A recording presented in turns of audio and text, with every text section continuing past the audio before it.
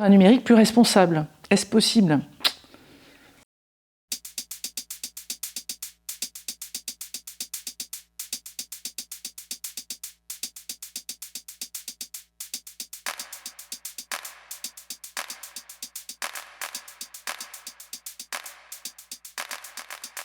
Je m'appelle Béla Loto-Ifler et je suis formatrice, consultante, mais essentiellement formatrice, dans le cadre de la question du numérique responsable.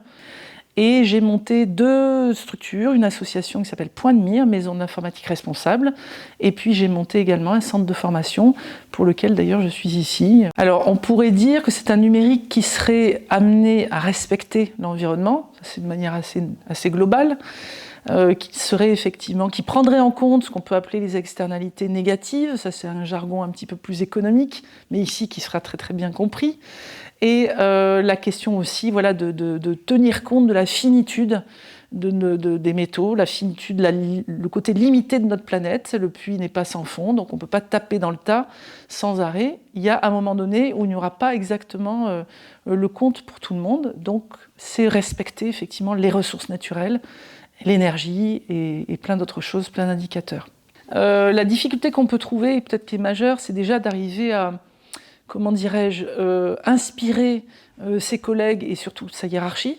C'est-à-dire on peut ne pas être... il peut y avoir une direction d'entreprise qui n'est pas du tout intéressée par ce sujet. Donc là, il faut vraiment les séduire, il faut, j'ai envie de dire, les draguer un peu, au sens technique du terme, et puis leur expliquer à quel point c'est important pour aussi le devenir de l'entreprise, non seulement pour le citoyen, le collaborateur, mais surtout aussi pour l'activité elle-même, qui ne peut pas être pérenne dans un monde qui risque aussi de voir ses ressources limitées.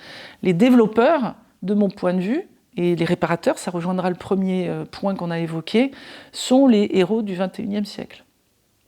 Je m'appelle Thomas De Seugne, je suis freelance, indépendant en gestion de projet. Donc ça fait maintenant quelques années que je travaille dans le milieu financier. Donc moi, par rapport à la formation en exécutif chez HEC, qu'elle soit en stratégie, en projet ou autre, je recherche vraiment les outils qui vont me permettre de mettre directement en pratique des conseils ou des services auprès de mes clients. Comme on digitalise et on numérise de plus en plus les services, comment est-ce qu'on peut modifier ou en tout cas analyser, mesurer notre impact sur l'écosystème, la biodiversité dans le cadre de développement de ces services-là. Et donc essayer de mitiger au plus notre impact environnemental lorsqu'on numérise et digitalise nos services. C'est finalement, il y a un adage, un proverbe que tout le monde connaît qui est qui veut voyager loin, ménage sa monture. Donc essayons de protéger le cadre dans lequel on vit, et ça passe aussi par le numérique, puisque le numérique est vraiment extrêmement, non seulement il est transversal, mais il est massif, quoi.